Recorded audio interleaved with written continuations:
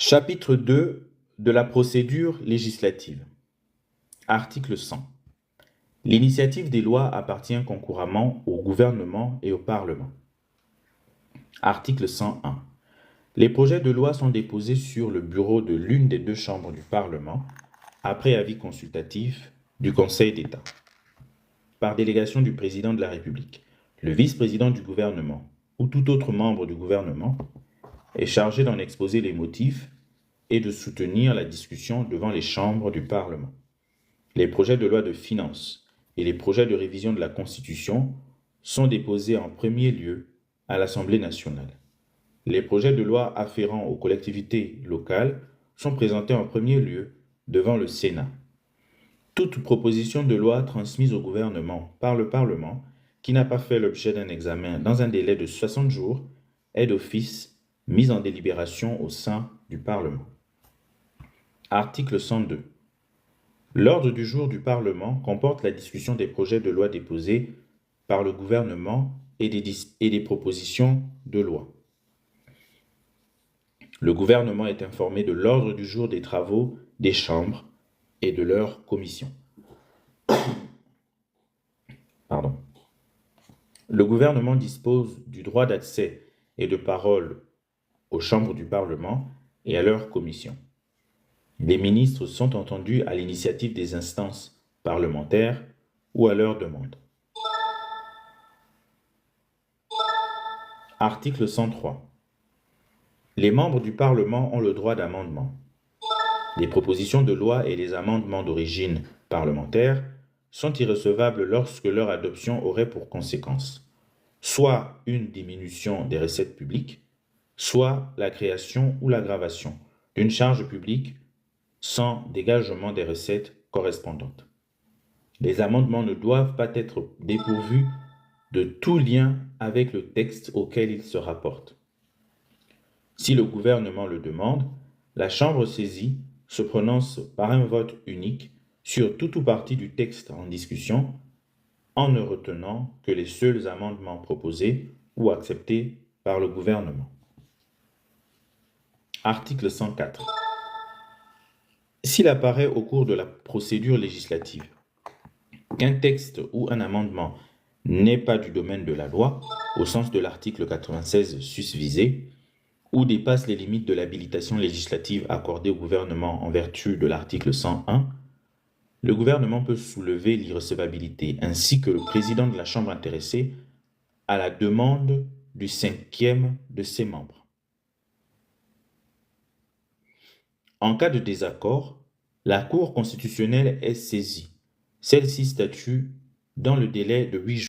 En cas de désaccord, la Cour constitutionnelle est saisie. Celle-ci statue dans le délai de 8 jours.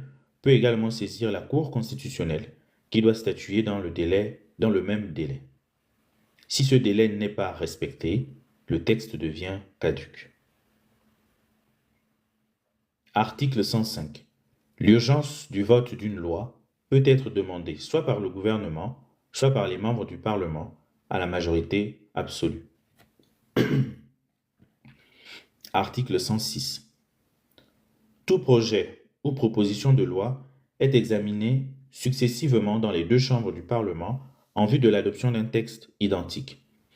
Lorsque par suite d'un désaccord entre les deux chambres, un projet ou une proposition de loi n'a pas pu être adopté après une seule lecture par chacune des chambres, les présidents du Sénat et de l'Assemblée nationale convoquent la réunion d'une commission mixte paritaire des deux chambres chargée de proposer un texte sur les dispositions demeurant en discussion. Si la commission mixte paritaire adopte un texte commun, ce dernier ne devient celui du Parlement que s'il est adopté séparément par chacune des chambres.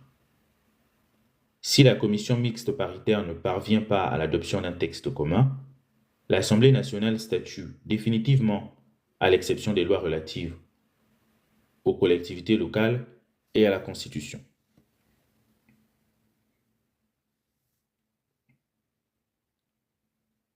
En cas de désaccord persistant à l'issue de l'examen de la Constitution, l'un des présidents des deux chambres saisit la Cour constitutionnelle pour avis. La procédure relative au budget est identique à celle de la loi ordinaire, sous réserve des dispositions particulières visées à l'article 98 ci-dessus. L'Assemblée nationale et le Sénat reçoivent une ampliation des lois et des ordonnances dès leur promulgation. Il en est de même de tous les actes réglementaires pris en application de ces lois.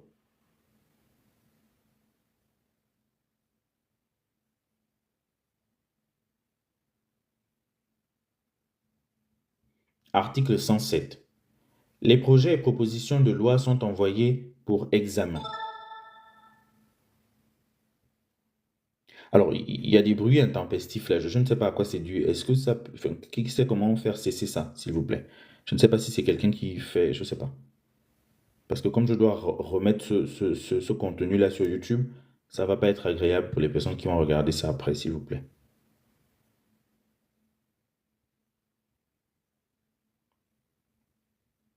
Article 107. Les projets et propositions de loi sont envoyés pour examen dans les commissions compétentes de chaque chambre du Parlement avant délibération en séance plénière. Après l'ouverture des débats publics, aucun amendement ne peut être examiné s'il n'a été préalablement soumis à la commission compétente.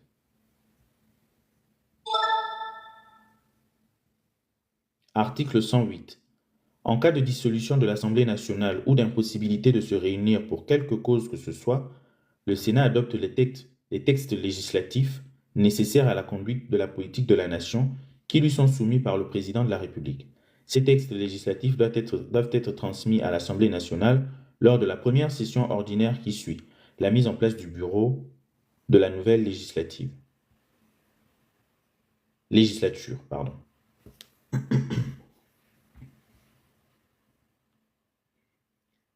De la justice, des principes généraux de la justice. Article 109.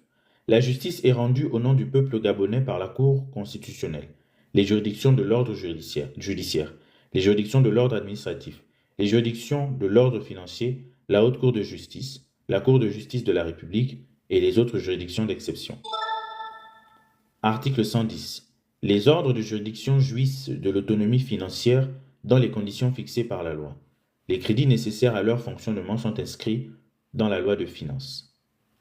Article 111.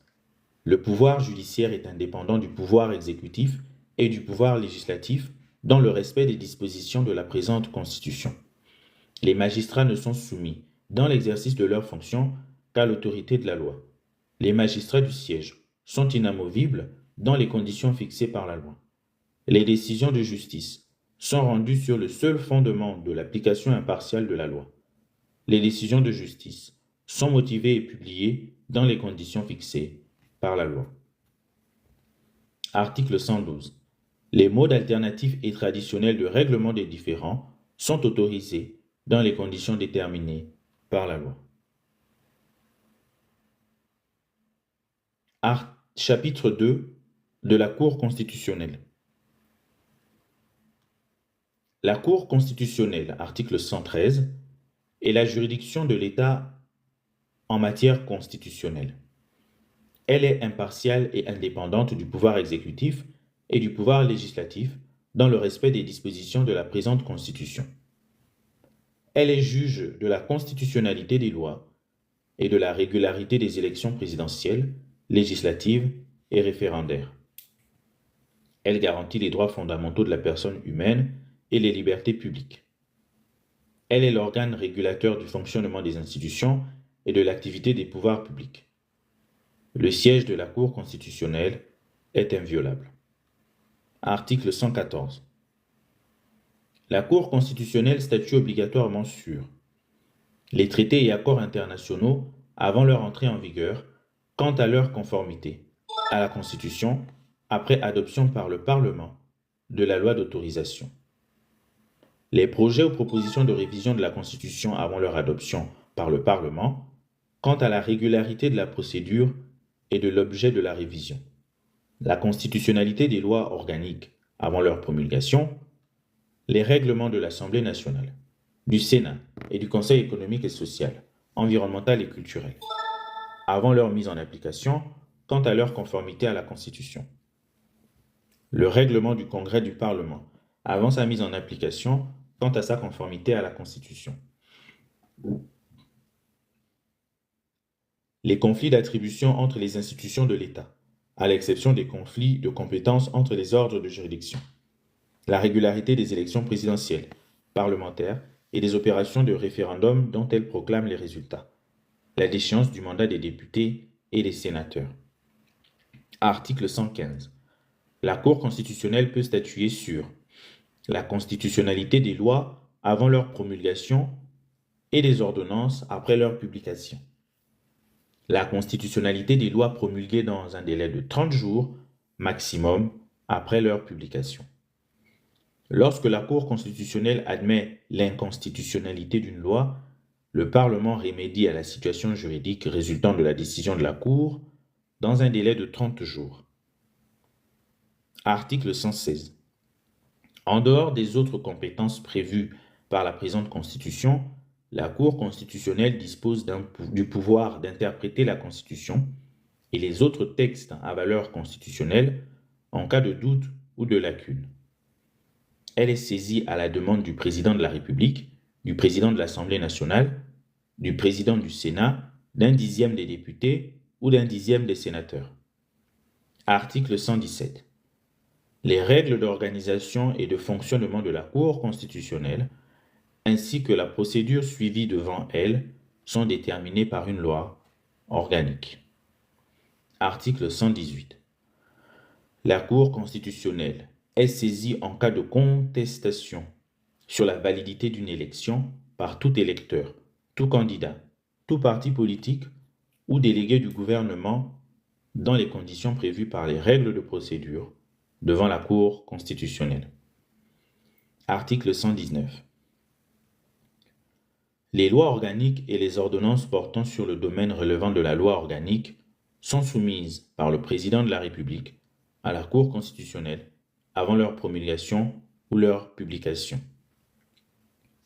Les autres catégories de lois et les ordonnances peuvent être déférées à la Cour constitutionnelle, soit par le président de la République, soit par les présidents des chambres du Parlement ou un dixième des membres de chaque chambre, soit par les présidents de la Cour de cassation, du Conseil d'État et de la Cour des comptes, soit par tout citoyen ou toute personne morale lésée par la loi ou l'ordonnance querellée.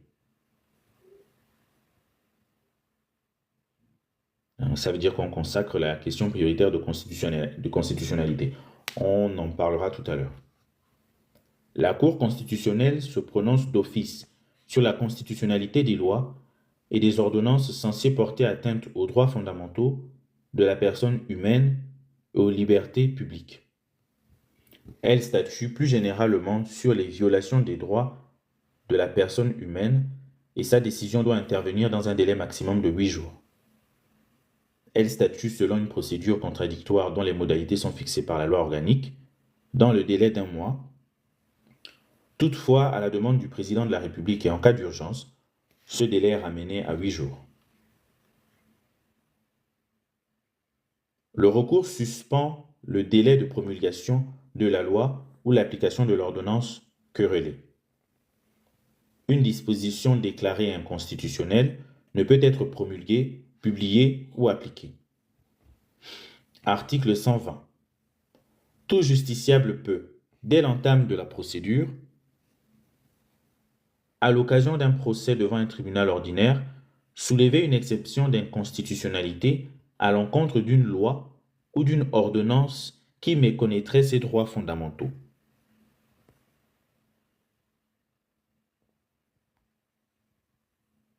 Le juge du siège saisit la Cour constitutionnelle par voie d'exception préjudicielle.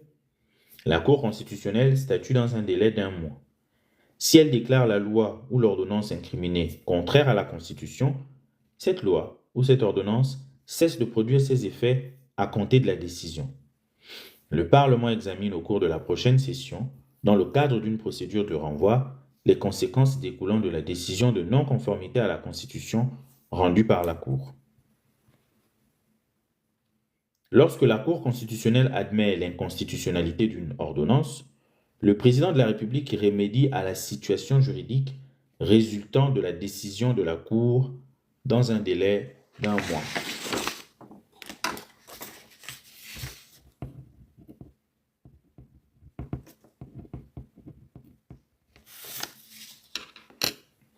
Article 121. Les engagements internationaux prévus aux articles 165 et 166 ci-après doivent être déférés avant leur ratification à la Cour constitutionnelle, soit par le président de la République, soit par le président de l'Assemblée nationale ou un dixième des députés, soit par le président du Sénat ou un dixième des sénateurs. La Cour constitutionnelle vérifie dans un délai d'un mois si ces engagements comportent une clause contraire à la Constitution. Toutefois, à la demande du président de la République, s'il y a urgence, ce délai est ramené à 8 jours. Dans l'affirmative, ces engagements ne peuvent être ratifiés que dans les conditions fixées à l'article 165 ci-dessous. Article 122. Les décisions de la Cour constitutionnelle ne sont susceptibles d'aucun recours. Elles s'imposent au pouvoir public, à toutes les autorités administratives et juridictionnelles et à toutes les personnes morales, physiques et morales. Article 123. La Cour constitutionnelle comprend 9 membres nommés et des membres de droit. Les membres de la Cour constitutionnelle portent le titre de juge constitutionnel. La durée du mandat des membres nommés est de 8 ans, renouvelable aux 2 tiers. Toutefois, aucun juge constitutionnel ne peut faire plus de 2 mandats. Les 9 membres de la Cour constitutionnelle sont désignés comme suit. 3 par le président de la République, 2 par le président de l'Assemblée nationale, 2 par le président du Sénat, 2 par le Conseil supérieur de la magistrature. Les juges constitutionnels sont choisis à titre principal parmi les magistrats de grade hors hiérarchie, les avocats et les professeurs de droit âgés de 50 ans au moins et ayant au moins 15 ans d'expérience, ainsi que les personnalités qualifiées qui ont honoré le service de la nation ou qui sont reconnus pour leurs compétences et leur expertise avérée en matière juridique ou administrative. Le président de la Cour constitutionnelle est élu par ses pairs pour la durée du mandat parmi les magistrats membres de la Cour. En cas d'empêchement temporaire, l'intérim du président est assuré par le doyen des juges constitutionnels. En cas de décès ou de démission d'un membre, le nouveau membre nommé par l'autorité de nomination concernée achève le mandat commencé. Les anciens présidents de la République sont membres de droit de la Cour constitutionnelle, sauf renonciation explicite ou condamnation définitive à la perte des droits civils et politiques. Les juges constitutionnels ne sont soumis dans l'exercice de leurs fonctions qu'à l'autorité de la loi. Article 124. Les fonctions de membres de la Cour constitutionnelle sont incompatibles avec toute autre fonction et avec toute activité professionnelle privée, sous réserve des exceptions prévues par la loi organique. Aucun membre de la Cour constitutionnelle ne peut être inquiété, poursuivi, recherché, arrêté, détenu ou jugé à l'occasion des opinions ou votes émis par lui dans l'exercice de ses fonctions et même après la cessation de celle-ci. Toute mesure de poursuite, d'arrestation ou de détention d'un membre de la Cour constitutionnelle ne peut intervenir qu'après avis conforme de la Cour, statuant à la majorité des 4/5 des autres membres. Ne peut intervenir qu'après avis conforme de la Cour, statuant à la majorité des 4/5 des autres membres. Condamnation définitive. Les membres de la Cour constitutionnelle sont protégés contre les menaces, outrages, violences dont ils peuvent être l'objet dans l'exercice ou à l'occasion de l'exercice de leurs fonctions.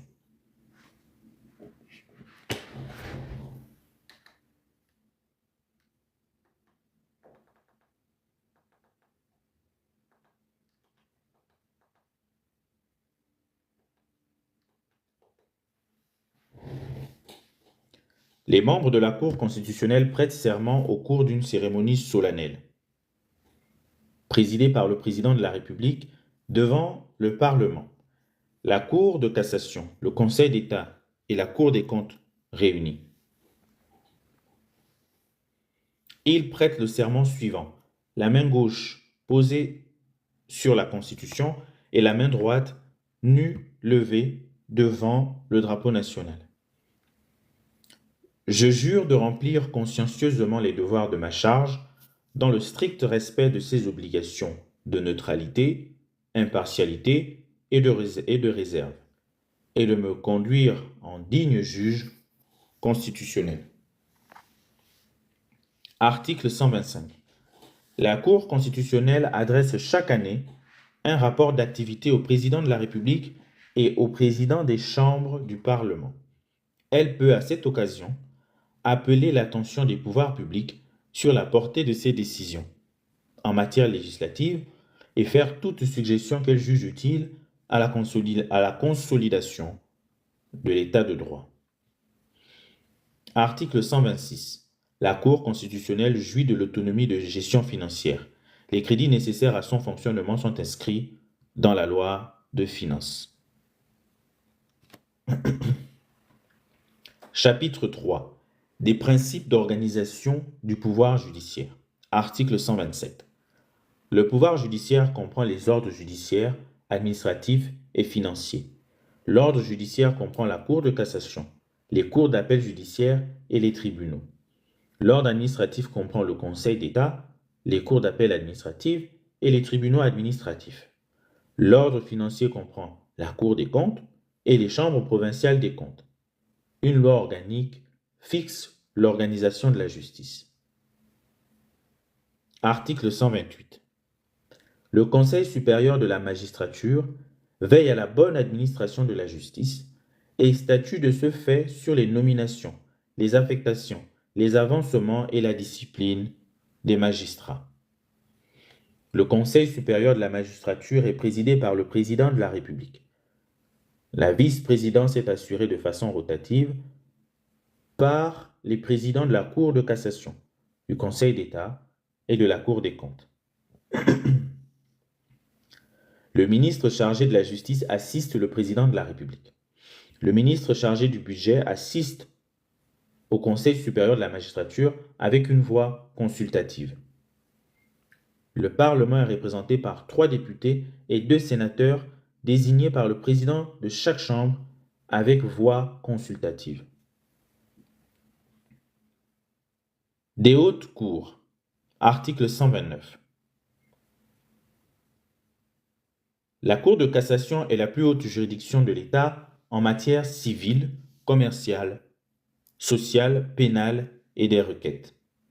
Elle est divisée en chambres civiles, commerciales, sociales, pénales et des requêtes.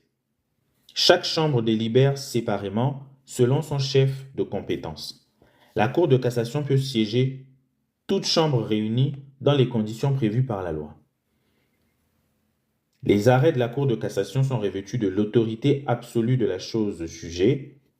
Ils s'imposent aux juridictions inférieures, au pouvoir public, à toutes les autorités administratives et à toutes les personnes physiques et morales. Article 130. Une loi organique fixe l'organisation, la composition, les compétences et le fonctionnement de la Cour de cassation, ainsi que des cours d'appel et des tribunaux judiciaires en matière civile, commerciale, sociale, pénale et des requêtes. Article 131. Une loi organique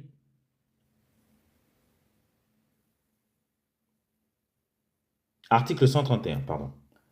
Le Conseil d'État est la plus haute juridiction de l'État en matière administrative. Le Conseil d'État connaît, en premier et dernier ressort, ou en dernier ressort de toutes les matières pour lesquelles la loi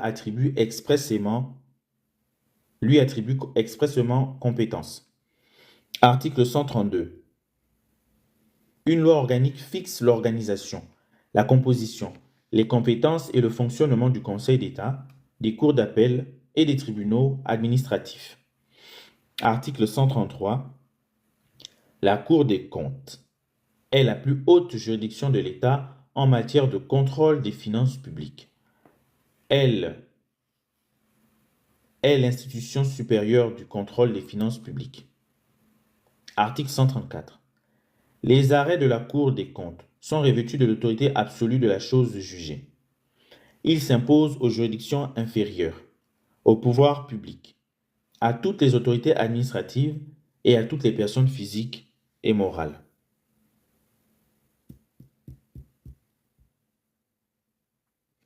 Article 135. Une loi organique fixe l'organisation, la composition, la compétence et le fonctionnement de la Cour des comptes et des chambres provinciales des comptes. Chapitre 5. De la Haute Cour de justice, de la Cour de justice de la République et des autres juridictions d'exception. Article 136. La Haute Cour de justice est une juridiction d'exception non permanente. Elle juge le président de la République en cas de violation du serment ou de haute trahison. Article 137. Le président de la République est mis en accusation par l'Assemblée nationale et le Sénat, saisis soit par 2/3 des députés, soit par 2/3 des sénateurs, statuant par une voix identique au scrutin public et à la majorité des 2/3 des membres de chacune des chambres. En cas de désaccord entre les deux chambres, le président du Sénat et de l'Assemblée nationale convoque la réunion d'une commission mixte paritaire chargée de proposer une position commune. Si le désaccord persiste, l'Assemblée nationale statue définitivement. La Haute Cour de justice est saisie, selon les cas, soit par les présidents des deux chambres du Parlement, soit par le président de l'Assemblée nationale. Article 138.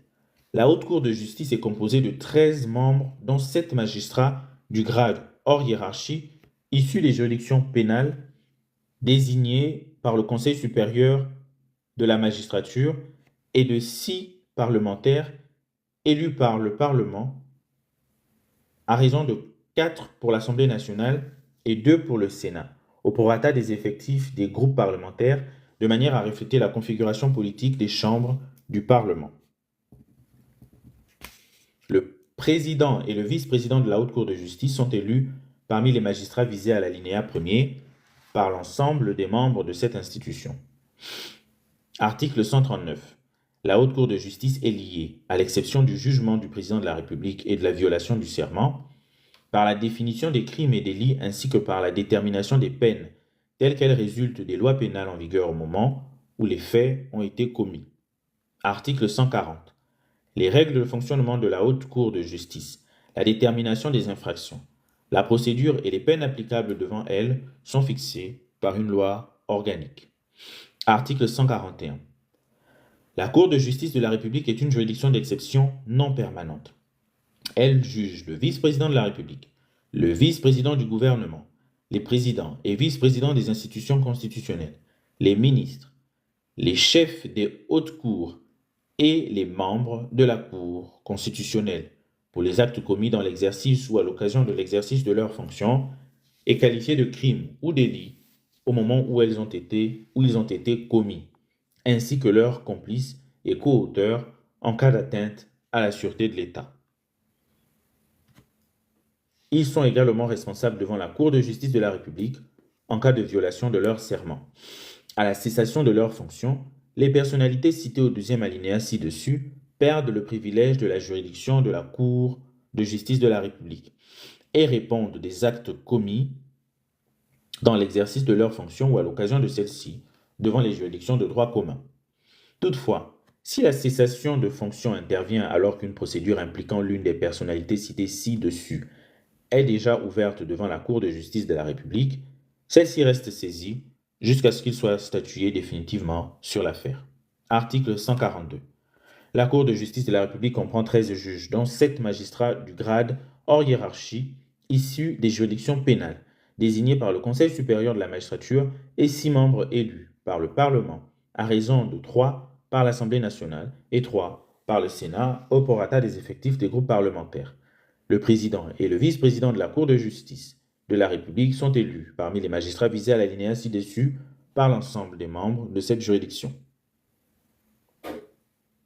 La Cour de justice de la République est saisie, soit par le président de la République, soit par le président de l'Assemblée nationale, soit par le président du Sénat, soit par le procureur général près la Cour de cassation, agissant d'office ou sur saisine de toute personne lésée par un crime ou un délit commis dans l'exercice de ses fonctions par l'une des personnalités citées à l'article 144.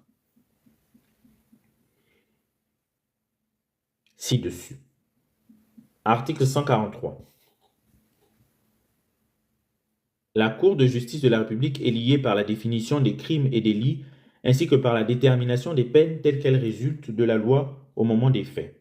Article 144. Les règles de fonctionnement de la Cour de justice de la République ainsi que la procédure applicable devant elle sont fixées par une loi organique. Article 145. Les autres juridictions d'exception sont également des instances non permanentes créées par la loi. Du Conseil économique, social, environnemental et culturel. Article 146.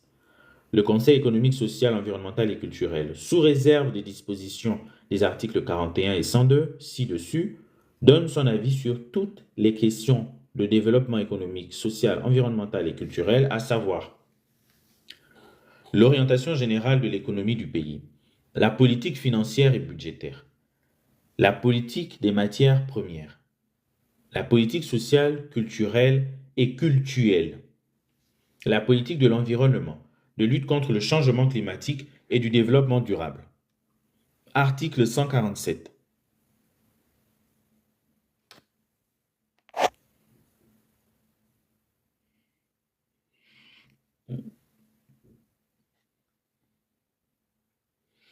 Le Conseil économique, social, environnemental et culturel participe à toute commission d'intérêt national à caractère économique, social, cultuel, environnemental et de développement durable.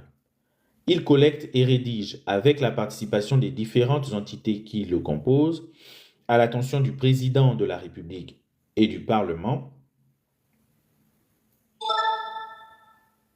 le recueil annuel des attentes, des besoins des populations et des problèmes de la société civile avec des orientations et des propositions.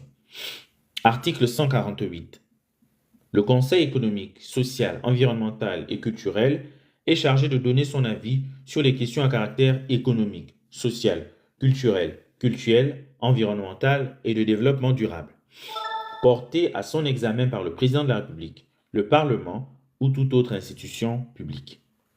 Il est consulté sur tout projet de plan ou tout projet de programme à caractère économique, social, culturel, environnemental et de développement durable. Il peut être, au préalable, associé à leur élaboration. Le Conseil économique, social, environnemental et culturel est saisi par le président de la République. Des demandes d'avis ou d'études sur toute question de développement économique, social, culturel, environnemental et de développement durable. Article 149. Le Conseil économique, social, environnemental et culturel peut également procéder de sa propre initiative à l'analyse de tout problème de développement économique, social, culturel, environnemental et de développement durable. Il soumet ses conclusions au président de la République et au président des chambres du Parlement.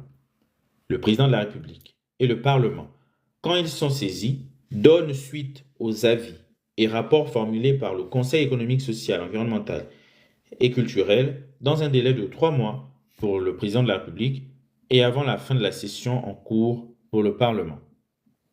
Article 150.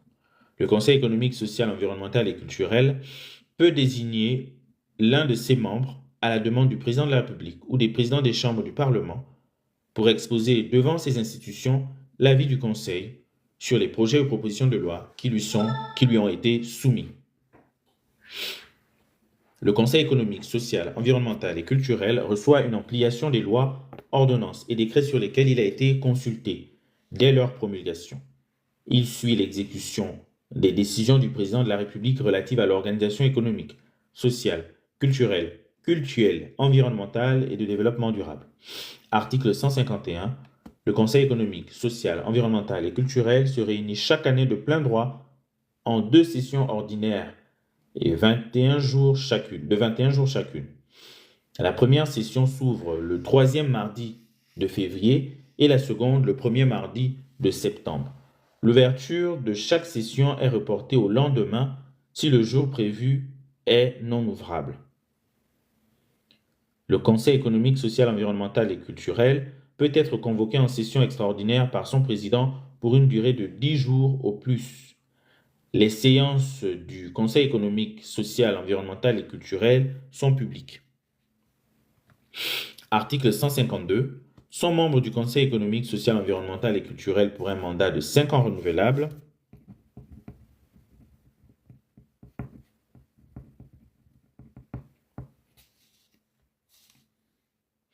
Les cadres supérieurs de l'État nommés par décret.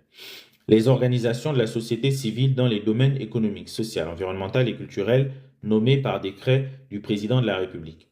Les représentants des collectivités locales, des organisations non gouvernementales, les organisations de défense des droits humains, les organisations de la société civile désignées par leurs pairs, les représentants des syndicats autonomes, des confédérations syndicales, des associations, des acteurs culturels, des groupements socio-professionnels les plus représentatifs, élus par leur groupement d'origine, après quitus des autorités compétentes, et des représentants des confessions religieuses et des cultes, les représentants des artisans désignés par leurs pairs, les représentants des Gabonais établis à l'étranger désignés par les institutions représentatives reconnues par l'État, les représentants des populations autochtones désignés par leurs pairs. En cas de décès, de démission d'un membre ou de perte de qualité de son secteur d'origine, le suppléant du membre concerné achève le mandat commencé. Article 153. Le Conseil économique, social, environnemental et culturel est dirigé par un bureau qui comprend un président, 2 vice-présidents, 2 questeurs et 3 secrétaires. Le président du Conseil économique, social, environnemental et culturel, le premier questeur et le premier secrétaire du bureau sont nommés, comme par magie, par décret du président de la République parmi les cadres supérieurs de l'État. Les 2 vice-présidents et les autres membres du bureau sont nommés par décret du président de la République sur proposition des représentants des organisations autres que l'État. Les membres du bureau du Conseil sont nommés pour toute la durée du mandat.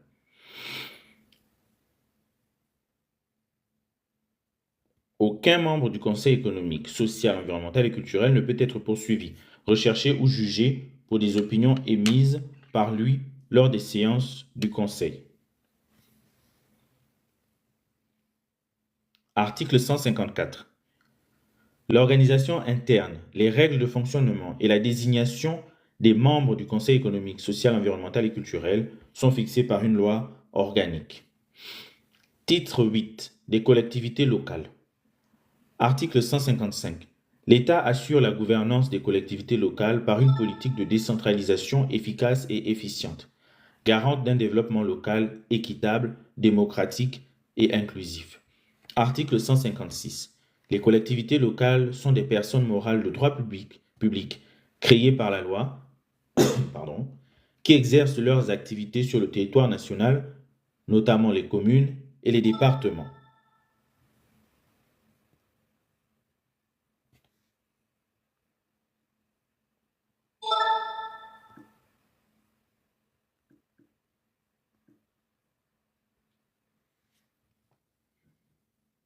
Elles peuvent être modifiées ou supprimées après avis des conseils intéressés et dans les conditions fixées par la loi.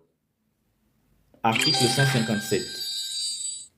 Les collectivités locales s'administrent librement par les conseils élus dans les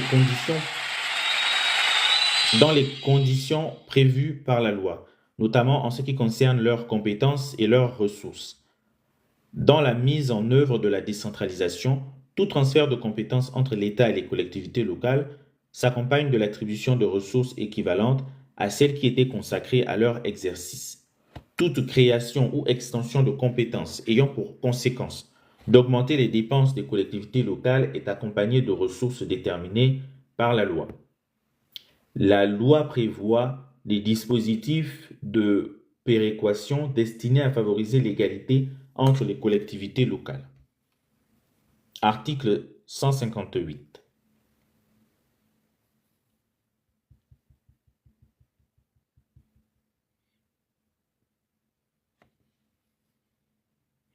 Les collectivités locales ont vocation à prendre des décisions pour l'ensemble des compétences qui peuvent le mieux être mises en œuvre à leur échelon. Article 159. Pour le développement des collectivités locales,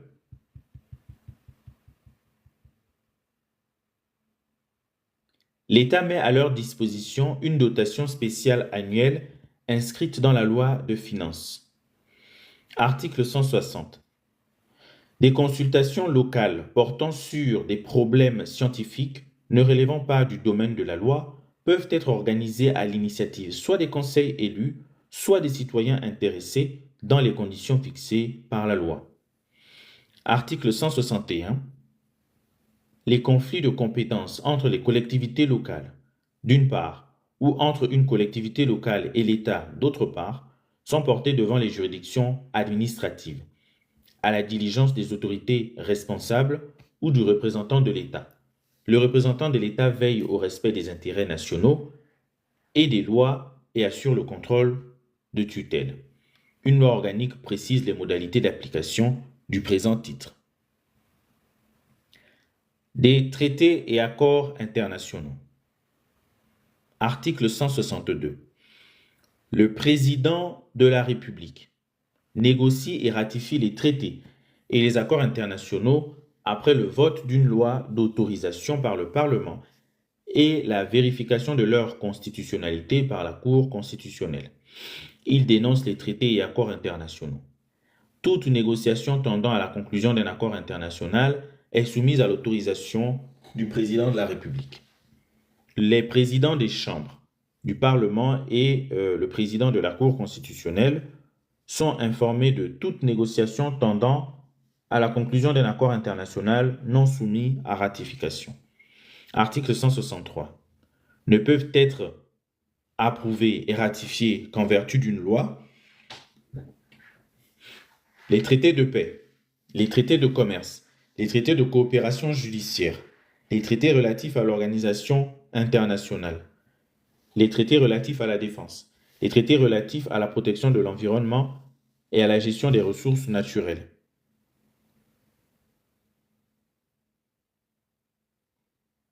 Les traités relatifs à l'intégration régionale et sous-régionale, les traités relatifs au numérique, au transport, aux technologies de l'information et de la communication, les traités engageant les finances de l'État, les traités modifiant les dispositions de nature législative, les traités relatifs à l'état des personnes.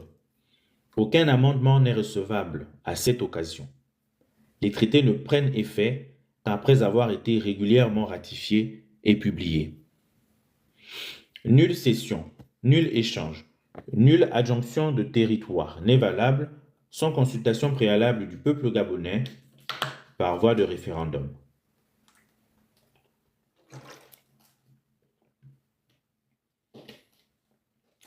Article 164. La République gabonaise, soucieuse de réaliser l'unité africaine, peut conclure souverainement tout accord d'intégration sous-régionale ou régionale conformément aux articles 165 et 166 de la présente Constitution. Article 165. Si la Cour constitutionnelle, saisie par le président de la République, le président de l'Assemblée nationale, le président du Sénat, un dixième des députés ou un dixième des sénateurs, déclare qu'un engagement international comporte une clause contraire à la Constitution, l'autorisation de le ratifier ne peut intervenir qu'après révision de la Constitution. Article 166. Les traités ou accords régulièrement ratifiés ont, dès leur publication, une autorité supérieure à celle des lois, sous réserve pour chaque accord ou traité de son application par l'autre partie. Titre 10 de la révision de la Constitution. Article 167. L'initiative de la révision appartient concurremment au président de la République et aux membres du Parlement. Toute proposition de révision doit être déposée au bureau de l'Assemblée nationale par au moins un tiers des députés ou au bureau du Sénat par au moins un tiers des sénateurs. Tout projet ou toute proposition de révision de la Constitution, ainsi que tout amendement irrelatif, est soumis au contrôle de la Cour constitutionnelle quant à la régularité de la procédure et de l'objet de la révision avant le référendum ou la réunion du Parlement en congrès. La révision de la Constitution est acquise par référendum. Toutefois, le président de la République peut décider, à son initiative ou à la demande de la majorité des membres de l'Assemblée nationale ou du Sénat, la Cour constitutionnelle consultée, de recourir à la voie parlementaire pour l'adoption du projet ou de la proposition de révision. Dans ce cas, le projet ou la proposition de révision doit être voté respectivement par l'Assemblée nationale et par le Sénat en des termes identiques avant d'être soumis pour adoption au Parlement réuni en congrès. Une majorité qualifiée des 2/3 des membres composant le congrès est requise pour l'adoption du projet ou de la proposition de révision de la Constitution. Article 168. La révision de la Constitution ne peut être entamée ou achevée les 12 mois précédant une élection politique, en cas d'empêchement temporaire du président de la République, en cas d'intérim de la présidence de la République,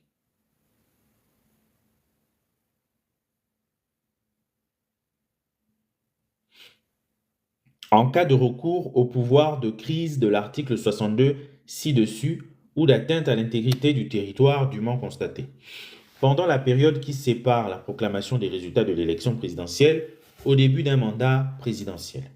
Article 169. Ne peuvent faire l'objet d'aucune révision la forme républicaine et décentralisée de l'État, le caractère pluraliste de la démocratie, la séparation des pouvoirs, le nombre des mandats présidentiels, le mode d'élection au suffrage universel direct du président de la République, la définition du mariage comme l'union entre deux personnes de sexe opposé, le nombre de mandats des membres de la Cour constitutionnelle, l'amnistie des acteurs des événements allant du 29 août 2023 à l'investiture du président de la transition. Titre 11. Des dispositions transitoires et finales. Article 170. Les acteurs des événements allant du 29 août 2023 à l'investiture du président de la transition ne seront ni poursuivis ni condamnés. Une loi d'amnistie sera adoptée à cet effet. Article 171. L'Assemblée nationale de la transition et le Sénat de la transition demeurent en place jusqu'à l'élection du bureau de chaque chambre. La Cour constitutionnelle de la transition et le Conseil économique, social et environnemental de la transition demeurent en place jusqu'à leur renouvellement. Les délégations spéciales de la transition demeurent jusqu'à la mise en place des bureaux des conseils locaux. Les dispositions des articles 76 alinéa 6 de la présente Constitution ne s'appliquent pas aux premières élections législatives et sénatoriales post-transition. Article 172. Les dispositions de la présente Constitution relatives à l'élection du président de la République sont d'application immédiate. Article 173. Sous réserve des dispositions de l'article 172 ci-dessus, la présente Constitution entre en vigueur après l'élection du président de la République. D'entrée de jeu déjà, après avoir observé en tout cas la monture, je dis clairement que nous sommes loin même d'un régime présidentiel, mais également loin d'un régime parlementaire. Il n'en est nullement question du régime présidentiel, il n'en est également nullement question du régime parlementaire. Parce que le régime présidentiel effectivement repose sur un certain nombre de principes juridiques. Et le régime présidentiel, c'est un régime qui voudrait en tout cas avoir une séparation de pouvoir stricte. Tout simplement pour dire qu'il ne saurait exister, en tout cas dans un régime présidentiel, une collaboration entre le pouvoir exécutif et le pouvoir législatif non plus, et le pouvoir judiciaire. C'est tout simplement pour dire que dans un régime présidentiel, le pouvoir exécutif ne peut pas faire ne peut pas prendre des projets de loi. C'est pas possible. Parce que ce qui relève du domaine de la loi dans un régime présidentiel va exclusivement appartenir au législatif.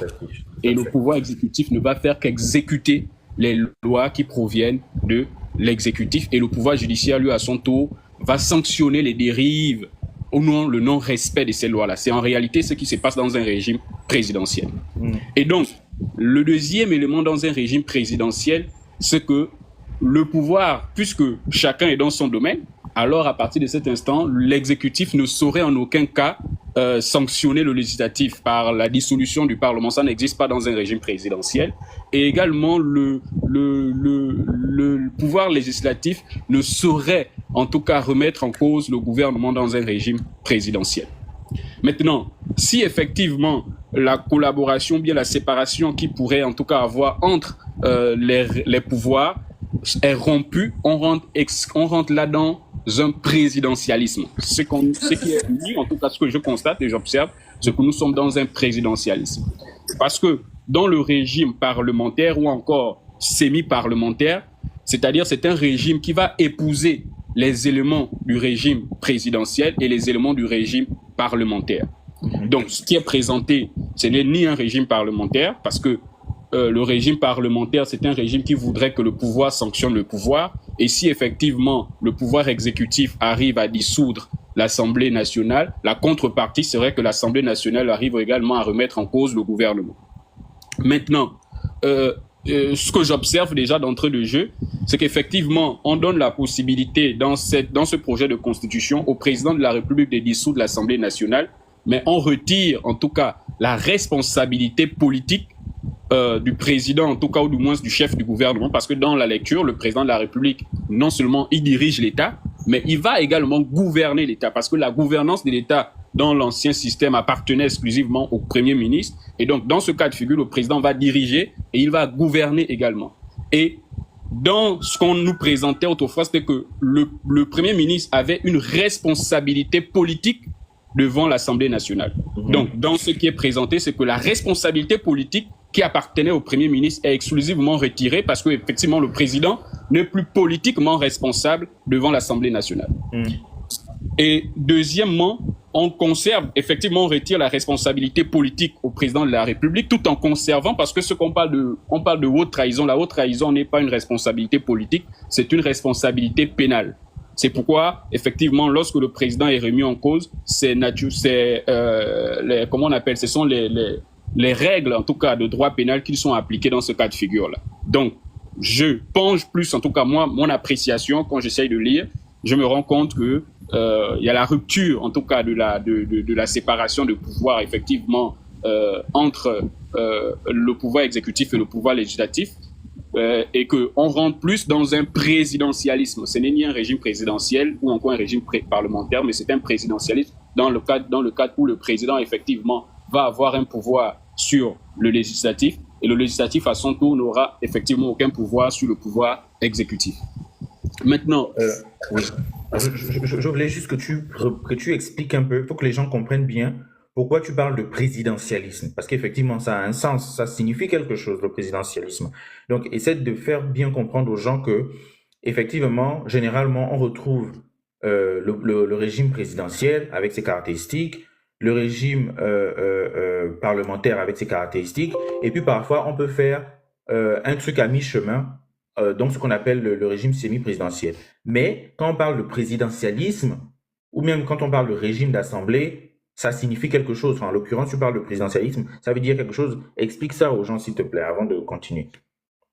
Je disais que le régime présidentiel a ses caractéristiques propres. C'est-à-dire que lorsqu'on veut affirmer effectivement qu'on se retrouve dans un régime présidentiel, il y a un certain nombre d'éléments juridiques qui sont pris en compte. En l'occurrence, un régime présidentiel, c'est un régime qui voudrait l'effectivité d'une séparation stricte des pouvoirs. Tout simplement pour dire que les pouvoirs, en tout cas, ne doivent pas collaborer. Chacun, effectivement, doit rester dans son domaine de prédilection. En l'occurrence, le pouvoir législatif dans un régime présidentiel a l'exclusivité de l'adoption des lois. C'est-à-dire, dans un régime présidentiel, l'exécutif ne peut pas faire des projets de loi. tout le domaine de la loi revêt exclusivement du pouvoir législatif. Et donc, le pouvoir législatif va émettre des lois et le pouvoir exécutif sera chargé d'exécuter les lois qui, effectivement, sont engendrées par le pouvoir législatif. Et maintenant, lorsque ces lois-là ne sont pas effectivement respectées, c'est à ce moment que va intervenir le pouvoir judiciaire pour sanctionner le non-respect des lois qui proviennent du pouvoir législatif. Donc, on voit bien une séparation stricte. On voit bien que chacun est dans son couloir. Ça, c'est le régime présidentiel. Chacun a une mission. L'un est là pour faire la loi, le législatif. L'autre est là pour sanctionner si la loi n'est pas respectée, le judiciaire. Et l'exécutif est là pour diriger la nation, on va dire. Donc, chacun reste dans son couloir. Personne ne peut taper sur l'autre, en gros guillemets, et personne aussi ne peut faire le travail de l'autre. Or, le parlementaire, je te laisse continuer, vraiment, il faut qu'on fasse œuvre de pédagogie pour que les gens vraiment s'approprient, s'il te plaît, le saviez-vous? Voilà. Donc, maintenant, le régime parlementaire, lui, va devenir le contraire du régime présidentiel. Et donc, le régime parlementaire, c'est un régime où, effectivement, il y aura la séparation des pouvoirs, mais il y aura une influence mutuelle entre les pouvoirs. C'est-à-dire, l'influence ne veut pas dire qu'effectivement, l'exécutif va dominer sur le législatif ou le législatif va dominer à son tour sur l'exécutif. Ce sera une influence équilibrée l'un sur l'autre. Effectivement, le parlementaire, quand on parle de séparation de pouvoir dans le parlementaire, en fait, la différence entre le parlementaire et le régime présidentiel et le régime parlementaire, c'est que dans le régime présidentiel, la séparation des pouvoirs est stricte. Et dans le régime parlementaire, la séparation des pouvoirs est souple, en fait. Elle est molle.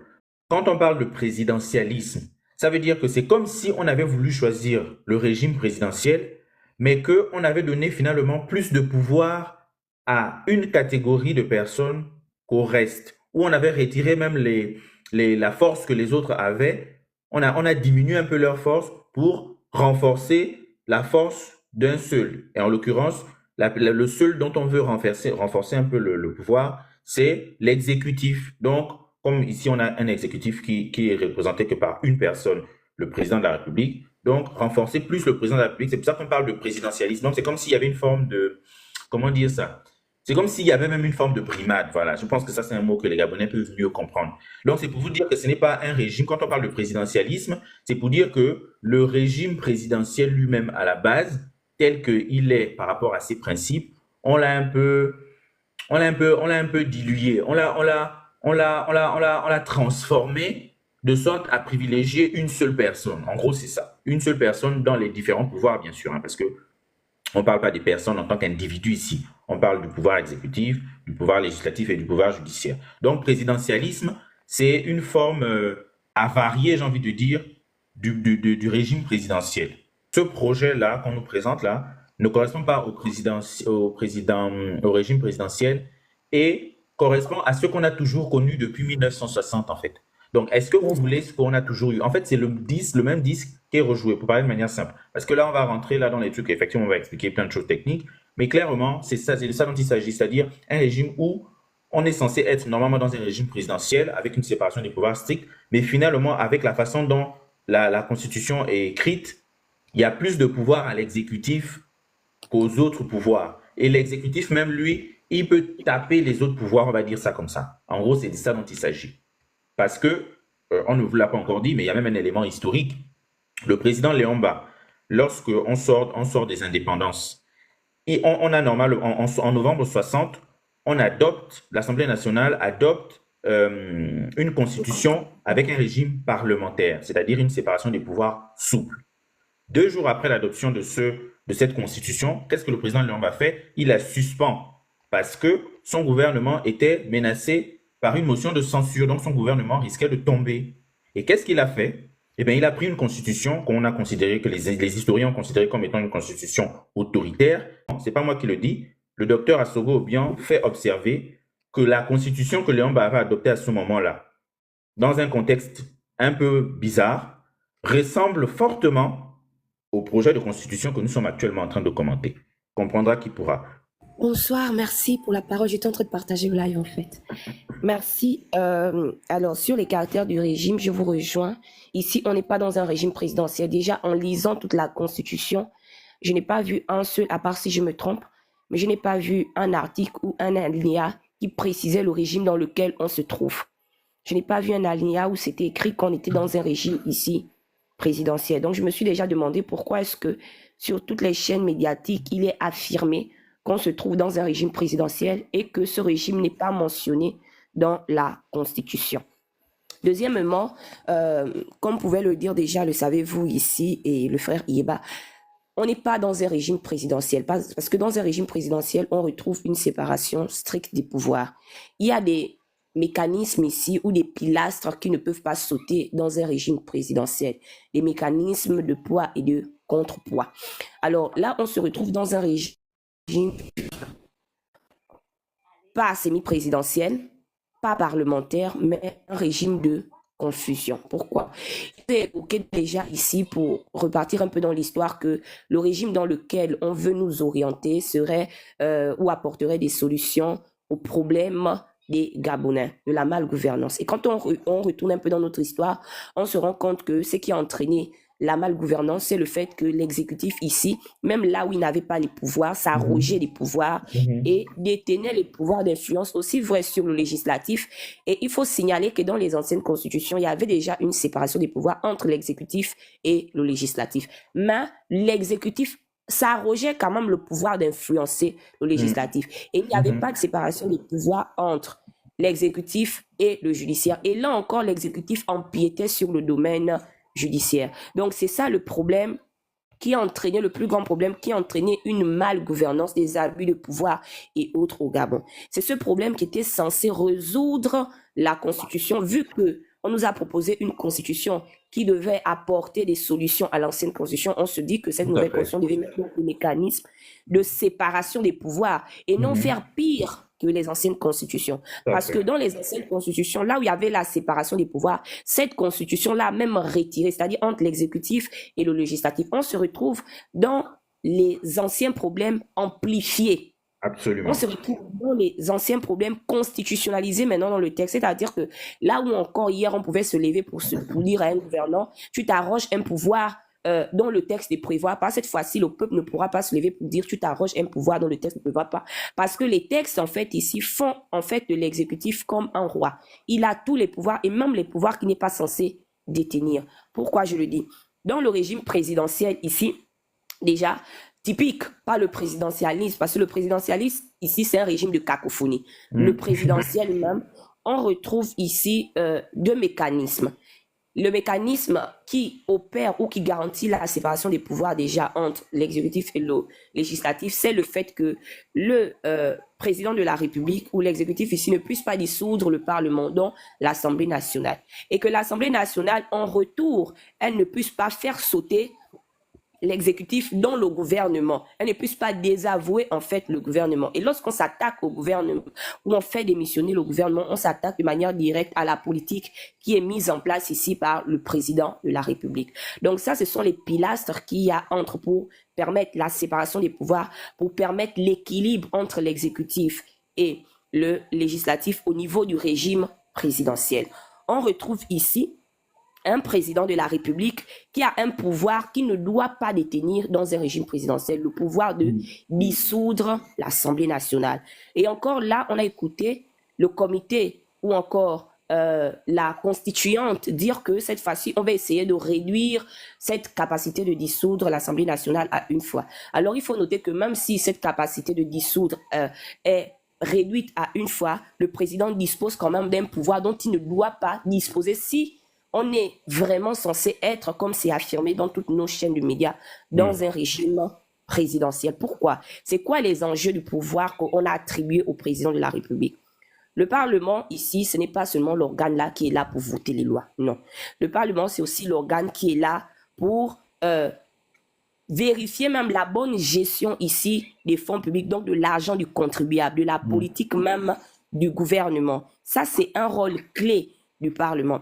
C'est aussi le même Parlement qui va déclencher, pouvoir déclencher à ses 2/3, soit du Sénat, soit de l'Assemblée nationale, les procédures d'impeachment. Donc, quand le président de la République... Est-ce que tu peux expliquer la procédure d'impeachment, s'il te plaît, pour Ok. Alors, la procédure d'impeachment ici, je tiens déjà à souligner que ce n'est pas un contre-mécanisme comme c'est affirmé dans les chaînes de télévision, que ce serait un contre-pouvoir qui a été attribué. Je l'affirme déjà de prime abord. La procédure d'impeachment ici, c'est un mécanisme de responsabilité pénale. C'est-à-dire que lorsque le président de la République commet des infractions précises et des délits précis qui sont évoqués ici dans la Constitution, ou l'Assemblée nationale ou le Sénat, ils ont cette faculté-là à 2/3 de déclencher la mise en accusation. La procédure d'impeachment ici veut dire mise en accusation du président de la République pour Quel certaines type d'infraction, infractions. par exemple, pour que les gens comprennent mieux? Des infractions pénales. Alors, ça Comme peut quoi? être, par exemple, des fraudes fiscales, Hmm. ça peut être des délits, des invasions des capitaux, ça peut être ici la violation La des haute droits trahison. humains, ça peut être ici, comment on appelle ça, la violation du serment, ça Hmm. peut être ici la violation de la Constitution. Et même là, il faut noter que dans notre Constitution, dans le projet qui nous est proposé, on a retiré plusieurs délits, plusieurs infractions au président de la République. C'est-à-dire qu'on se retrouve avec un président de la République qui a une responsabilité pénale ici amoindrie, qui échapperait à plusieurs infractions et à plusieurs délits. Parce que ici, les seuls délits qui ont été mentionnés, c'est la violation des serments et la haute trahison. Quand on sait que la haute trahison, c'est généralement des délits graves comme l'espionnage, comme par exemple les attentes avec les puissances étrangères pour porter atteinte à l'intégrité de la nation. Mais les autres délits, la violation des droits humains, les fraudes fiscales et autres, ces délits-là ne sont pas mentionnés ici. Donc, ensuite, cette procédure d'impeachment qui est la mise en accusation est déclenchée ici par les chambres, soit par le Sénat, soit par l'Assemblée nationale à ses 2/3. Et la Haute Cour de justice. Excuse-moi, Laure, pour une meilleure compréhension, en fait, parce que là, vraiment, on fait œuvre de pédagogie. Il faut que les gens comprennent bien.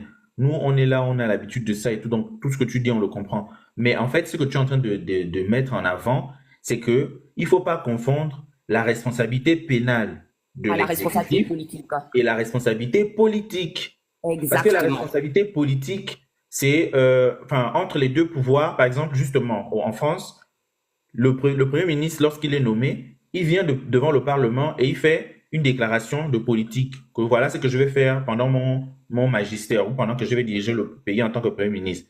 Maintenant, les représentants du peuple, ils disent, on n'est pas d'accord avec ça. Et qu'est-ce qu'ils font? Ils font des censures. Ils font la censure. Quand ils font la censure, le Parlement, le gouvernement tombe. On est obligé de nommer un autre gouvernement avec donc une autre politique. Ça, c'est ce qu'on appelle la responsabilité politique. Ça n'a rien à voir avec la responsabilité pénale, c'est-à-dire que on met en œuvre une procédure parce qu'on voit que le responsable de l'exécutif, le président de la République ou le Premier ministre, a fait un acte qui trahit la nation et qui est surtout interdit dans la loi pénale du pays. Donc, on met en œuvre une procédure pour qu'il se retrouve devant les juges et que les juges disent, voilà, on te condamne à ça. Donc, il faut faire vraiment la distinction de ces deux choses. Je te laisse continuer, s'il te plaît. 2 minutes. Et la distinction là est vraiment importante. Pourquoi? Parce que c'est celle-là qui porte à confusion sur beaucoup de chaînes de télé où on confond la responsabilité politique à la responsabilité pénale et on confond le mécanisme. Même on prétend que l'attribution ou encore la procédure d'impeachment ici sera un mécanisme qui aurait été attribué au Parlement. Mais la procédure d'impeachment existait déjà dans les anciennes constitutions. Donc, ce n'est pas un nouveau mécanisme qui est là. Par contre, ici, la motion de censure, si vous le remarquez bien, a été retirée à l'Assemblée nationale, donc au Parlement. Ils n'ont plus cette possibilité-là de évoquer des motions de censure lorsqu'ils ne se reconnaissent pas dans la politique qui est présentée ici par le gouvernement. Alors que l'exécutif a la possibilité de dissoudre. Donc, vous voyez que finalement, l'exécutif a plus de pouvoir que le Parlement. Voilà. J'ai une question en commentaire. Il y a CMO qui dit si c'est possible, c'est-à-dire si c'est possible qu'on est face à un régime présidentialiste, quels sont les articles qui mettent en évidence le régime présidentialiste? L'article 62. Déjà, c'est le typique. Ok. Déjà, c'est le typique.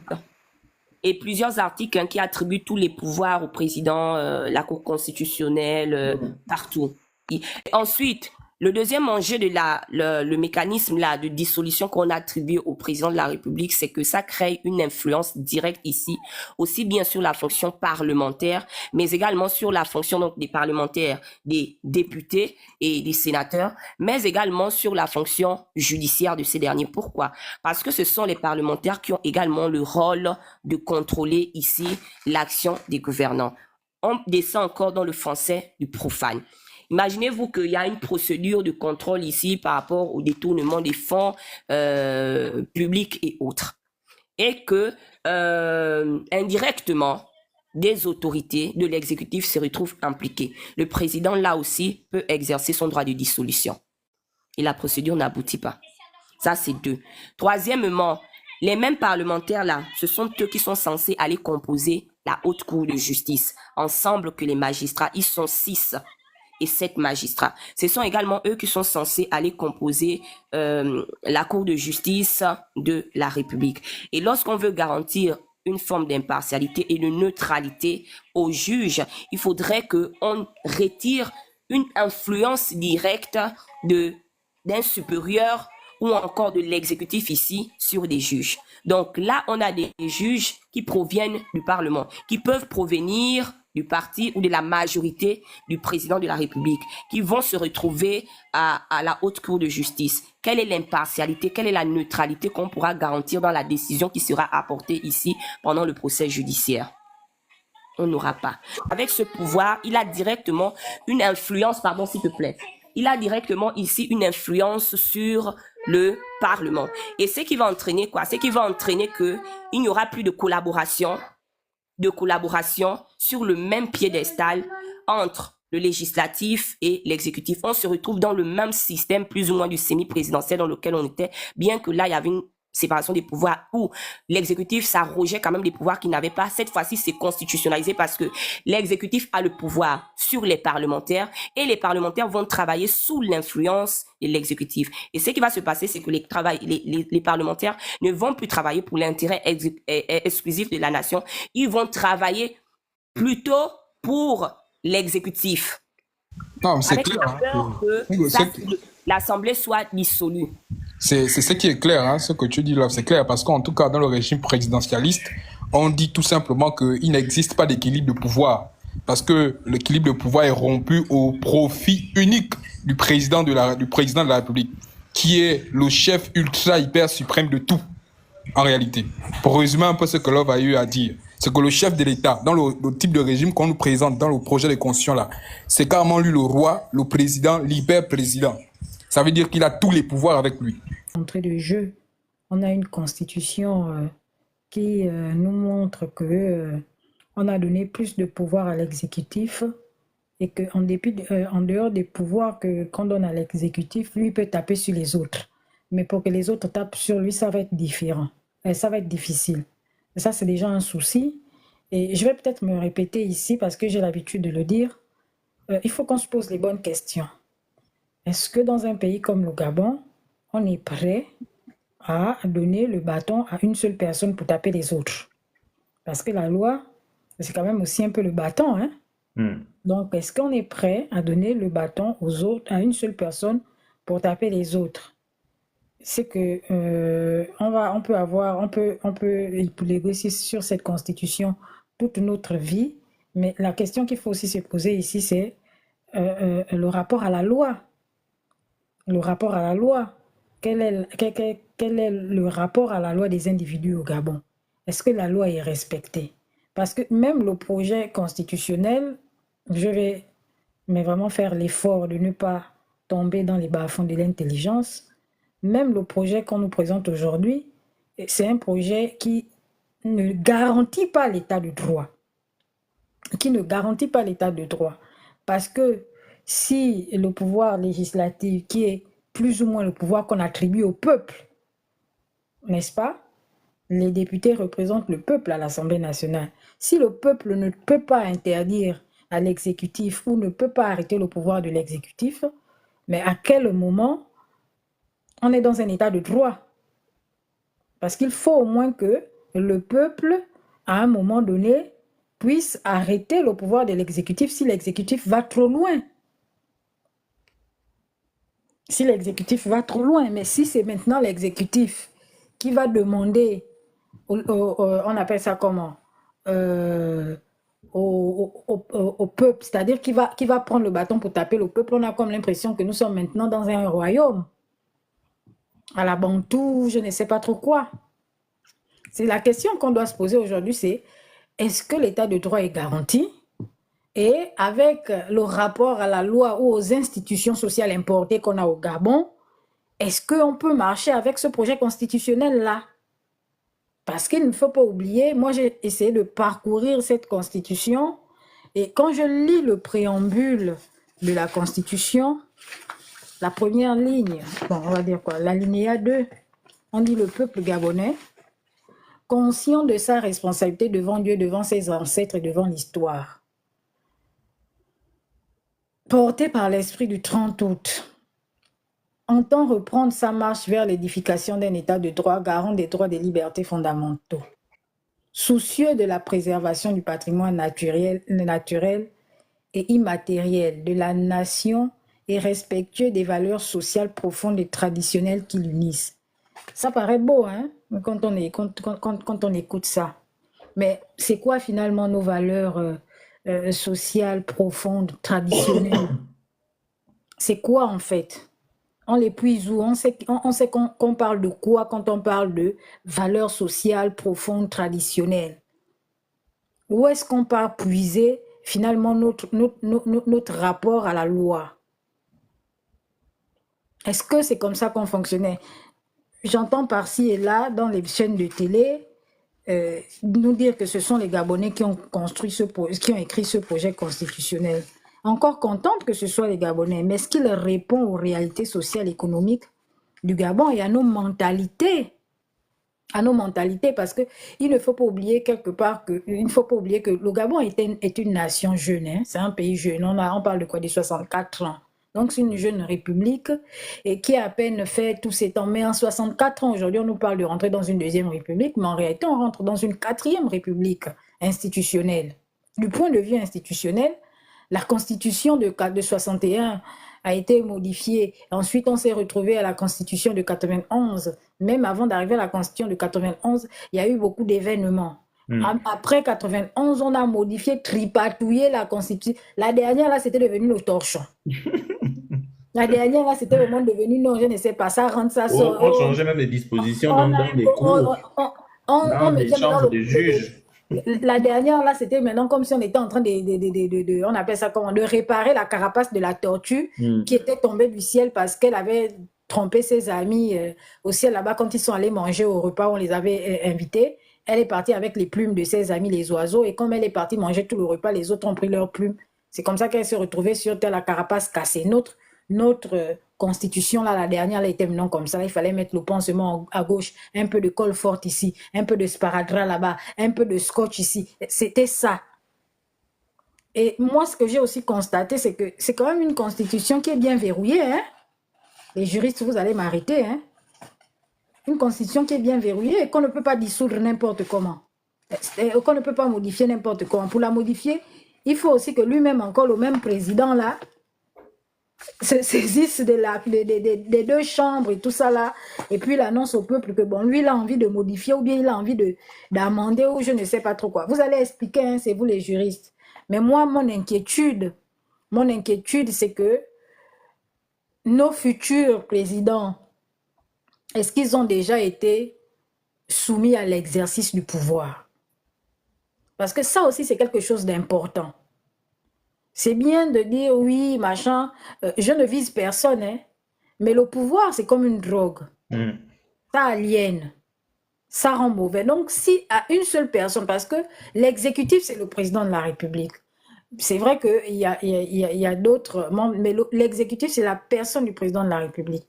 Donc, qu'est-ce qui nous garantit? Non seulement l'état de droit n'est pas garanti, mais qu'est-ce qui nous garantit que nos futurs présidents, et là je compte pour 200, 300 ans, auront déjà été à l'exercice, soumis à, on appelle ça comment, à l'épreuve d'un pouvoir aussi puissant. Parce que ce que je constate là, c'est qu'on a une constitution qui consacre une puissance permettez-moi d'utiliser l'expression puissance, qui consacre une puissance à l'exécutif. Mais est-ce que nous-mêmes, c'est-à-dire que moi, Esther, demain, si vous me votez, je suis capable de gérer, sans prendre la grosse tête, un pouvoir aussi puissant? Voici les questions qu'on doit se poser et enlever tout ce qui est tel sera. Non, il faut vraiment qu'on oublie tout ce qui nous dirige en ce moment et on pense demain et Gabon d'abord. Est-ce qu'on est prêt et est-ce que nos futurs présidents ont déjà été soumis à ce type de pouvoir? Est-ce qu'ils ne prendront pas la grosse tête? Est-ce qu'ils ne vont pas se comporter comme des singes fous, pour reprendre leur écomindon? J'étais comme ça en train de regarder l'article 169 et on dit ici dans cet article que ne peuvent faire l'objet d'aucune révision. Je vais sauter, je vais aller à la séparation des pouvoirs, puis à l'amnistie des acteurs des événements allant du 29 au 30 août, allant du 29 août 2023 à l'investiture du président de la transition. Bon, je ne sais pas en tout cas pourquoi autant de comment on appelle ça, d'angoisse, de stress au niveau des événements du 30 août, alors qu'on parle du coup de libération. Je ne fais qu'insister. Et je ne sais pas de quelle séparation de pouvoir dont on nous parle, dans la mesure où on sait que dans ce régime, en tout cas, il n'y a aucune séparation des pouvoirs, que c'est le président le seul détenteur de tous les pouvoirs. Je ne sais pas de quelle séparation des pouvoirs. Et donc je me dis, est-ce qu'il n'y a pas de contradiction avec ce qu'on nous dit et avec ce que l'on découvre? Nous sommes, jusqu'à preuve du contraire, à environ 2 millions d'individus. 39 000 personnes ont fait des contributions. Et ce n'est pas médire, mais le député Jean-Valentin Leyama a fait il a fait une interview où il disait que c'est entre 300 et 400 contributions sur les questions politiques institutionnelles. Alors, franchement, venir indiquer que c'est l'émanation des Gabonais, alors que c'est déjà même 39 000 propositions, c'est pas représentatif, même ne serait-ce que de Libreville et de son agglomération. Alors, moi j'aimerais savoir. Maître Yeba, pour rajouter de l'eau à ton moulin, c'est pas 39 000 personnes. Hein. Dans les 39 000 contributions, là, il y a des groupes de personnes dedans. Donc, ça réduit encore au maximum même le nombre de personnes. Ah, donc voilà. Enfin, par exemple, les sociologues, moi je sais que si un sociologue doit faire une étude sociologique, il prend un échantillon représentatif. Moi, je ne sais pas si. Alors là, on peut même pas parler de 39 000 individus, effectivement, comme Giovanni le rajoute. Si 39 000 contributions d'individus, enfin de personnes morales, mélangeant personnes morales, personnes physiques et même groupement de personnes, est-ce que c'est représentatif de ce que 2 millions de citoyens veulent? Juriste, On va donc... juriste, au-delà de la représentativité, il y a la question de la souveraineté de ce dialogue. Absolument. Il n'était pas souverain et ce n'est pas nous qui l'inventons. C'était un dialogue inclusif, non souverain. Absolument. Ce n'est pas nous qui l'inventons, c'est ce que le décret qui encadrait l'organisation du dialogue national disait. Et on s'est battu pour que ce dialogue soit souverain. Il n'était pas souverain. Je veux juste partager une réflexion. Bon, je ne sais pas de quoi vous parlez, mais de façon à regarder le diapo qui est sur le truc là, je vois que vous parlez de vous décrypter un peu la Constitution, enfin, la future Constitution. Et donc, moi, je voudrais donc vous partager une réflexion que j'ai eue à ce propos. En ce qui concerne une inquiétude que j'ai, mais qui n'est pas en soi véritablement une inquiétude, enfin pour le moment, mais j'ai bien peur que ça en fasse une demain. Alors, je ne sais pas, je crois que c'est l'article 43, enfin pas 43, oui, 43 ou 42, qui parle du mandat présidentiel. Et donc, on est dans la linéa 2, où il est clairement mentionné que enfin, il précise que le président de la République a un mandat de 7 ans, renouvelable une fois. Et il précise, n'est-ce pas, que nul ne peut faire plus de 2 mandats successifs. Docteur Wam, c'est pas renouvelable une fois, hein, c'est rééligible. Ça aussi, ça va poser problème à l'avenir. J'arrive, monsieur. Donc, j'étais en train de dire que mon souci, c'est quoi? C'est que j'ai tenté de soulever cet équivoque-là parce que, pour ceux qui ont regardé l'actualité au Sénégal, entre janvier et mars 2024, la polémique s'est posée sur ce petit bout de phrase-là. Nul ne peut faire plus de 2 mandats successifs. Enfin, au Sénégal, c'est consécutif et tout. Et je me suis un peu amusé à faire la différence entre consécutif et successif. Bon, après, avec les échanges, après, j'ai pris du recul et je me suis rendu compte qu'en fait, le problème n'est même pas tant sur la différence entre successif et consécutif, bien que le Sénégal ait adopté consécutif et le Gabon successif. Moi, ce qui m'intéresse, c'est que j'ai constaté un petit problème. Le problème, c'est quoi? C'est que cet alinéa précise que nul n'est censé faire plus de 2 mandats consécutifs. Et bien avant ou après, en tout cas, il y a un alinéa quelque part qui dit nul ne peut être rééligible. Enfin, oui, c'est ça. Nul ne peut être rééligible. Voilà, plus d'une fois. Et du coup, moi, j'ai trouvé ça... Rééligible, hein. C'est nul ne peut exercer plus de 2 mandats successifs. Oui, il y a un endroit où ils disent que le mandat... Oui, c'est l'alinéa premier de l'article 42. L'alinéa premier dit le président de la République est élu pour 7 ans au suffrage universel direct. Il est rééligible une seule fois. Voilà, c'est cette partie. C'est ça. Et je crois qu'après ça, c'est là où ils disent nul ne peut exercer plus de 2 mandats successifs. C'est ça, non? Tout à fait. Voilà. Donc, effectivement, c'est ce qui est au milieu et ce qui vient après. Donc, ce qui est au milieu, justement, dit que le président est rééligible une seule fois. Et quand on est rééligible une seule fois, ça veut dire que il y a le ré qui fait que tu es éligible une fois, une deuxième fois et tu t'arrêtes. En fait, moi, l'équivoque que j'ai envie de soulever, c'est quoi? C'est que on dit que le président est juste rééligible une seule fois. Ça veut dire que quelle que soit la circonstance, quel que soit le temps, les tempêtes, quel que soit ce qui se passe sur cette terre, en quelle année ou en quelle année, c'est réélection 2 fois, c'est tout. Sauf que quand on vient à l'alinéa juste en bas, qui dit que nul ne peut exercer plus de 2 mandats successifs. Alors, je me suis, comme je dis au début, je me suis un peu amusé à faire le parallèle avec la Constitution du Sénégal qui précise que nul ne peut faire plus de 2 mandats consécutifs. En fait, en échangeant avec un professeur qui m'expliquait, parce que moi j'estimais que la Constitution du Sénégal refuse effectivement qu'un candidat fasse un 3e mandat espacé, c'est-à-dire avec un intervalle d'un autre mandat. J'ai pris le cas de Macky Sall, par exemple, qui a fait ses 2 mandats. Diomaye Faye qui est arrivé. Quand Diomaye Faye terminera son premier mandat, Macky Sall ne pourra pas se représenter, effectivement, après le mandat de Diomaye Faye, parce que Macky Sall en aura déjà fait 2. Le professeur estimait que non. Rien ne lui empêche, rien ne l'empêche effectivement, de revenir se présenter. Et c'est là où j'ai tiqué. Et donc, juste pour préciser que le Gabon, parce que successif et voilà, et les 2 mots en tout cas, si on met la différence de côté, on va se rendre compte qu'en fait, si cette position-là, parce qu'en échangeant avec le professeur, et puis beaucoup d'autres personnes avec qui je faisais le débat, il était persuadé et il était très convaincu de cela que rien n'empêche le président Macky Sall, que ça soit consécutif, que ça soit successif, rien n'empêche le président, effectivement, Macky Sall, de se représenter, même si c'est en 2050. Et donc, à partir de là, j'ai tiqué, je me suis dit, donc c'est possible de retranscrire cette compréhension-là à la Constitution du Gabon. Parce que si on met successif et consécutif de côté, ça veut dire que le président qui va être élu peut faire un 3e mandat, mais après le mandat de celui qui va le remplacer.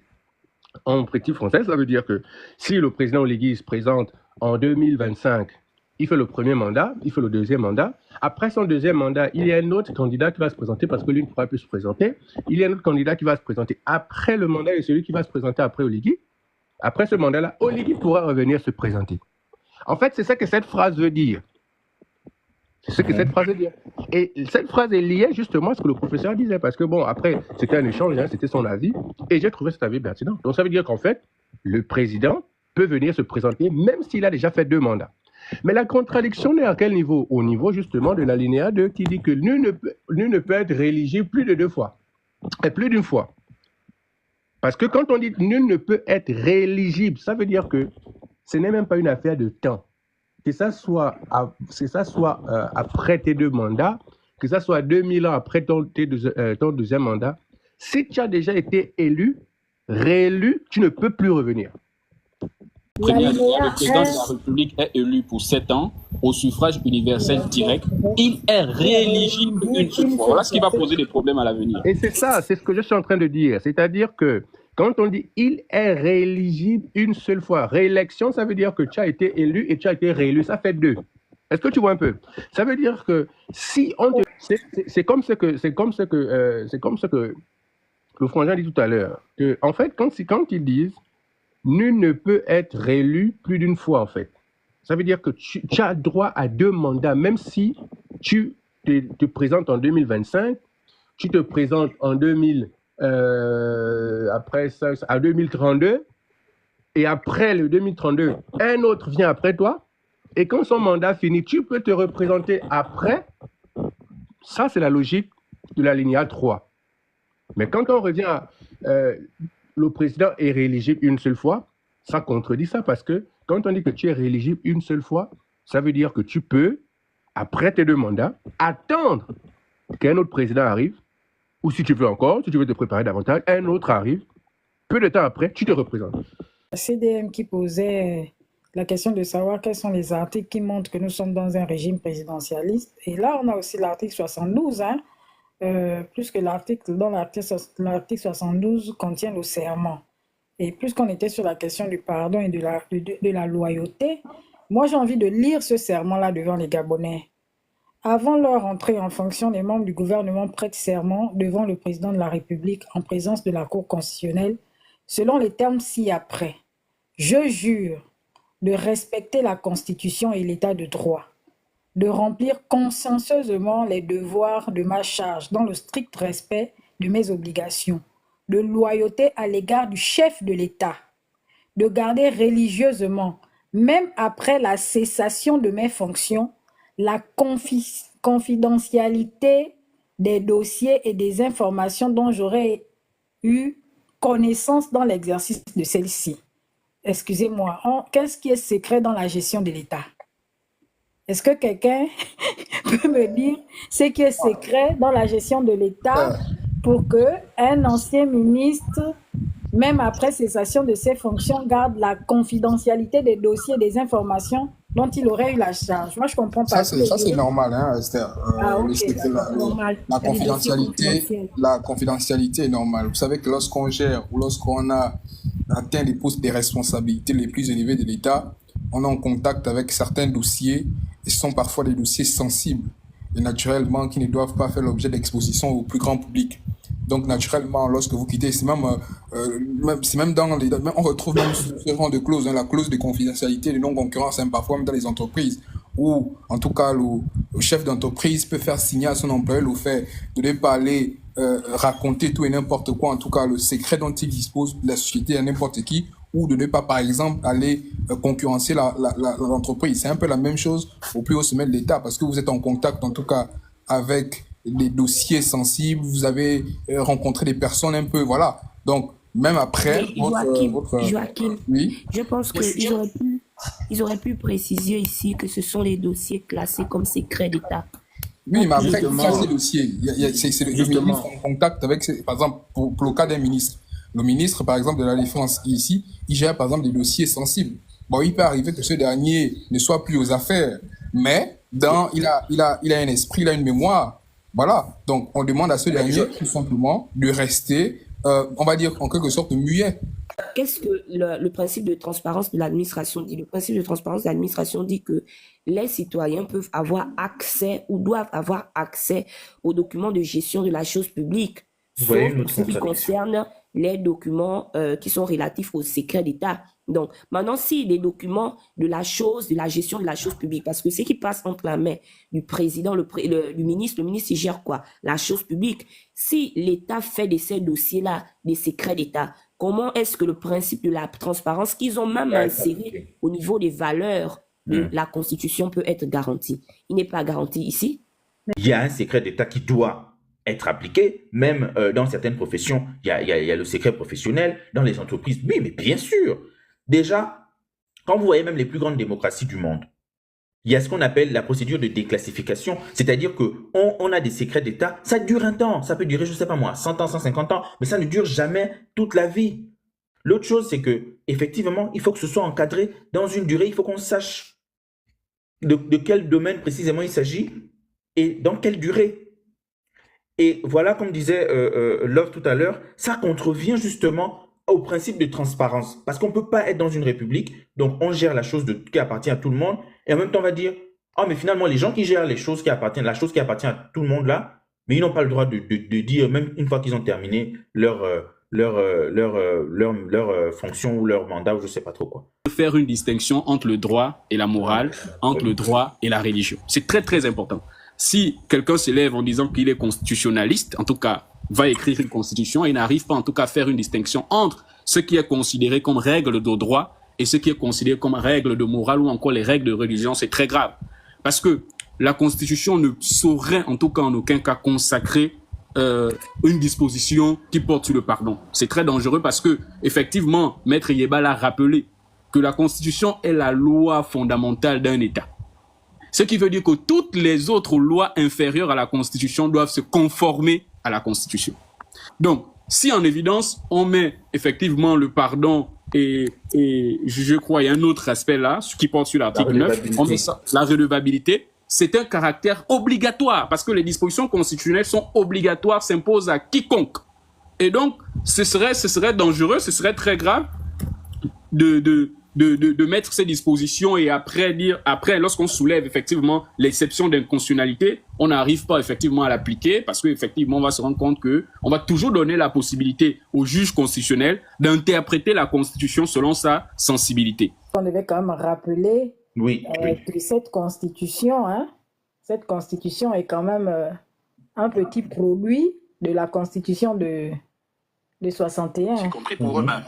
Donc, ce n'est pas une décision qui est si facile à prendre. Donc, en tant que citoyen, je ne sais pas, j'ai envie de vous...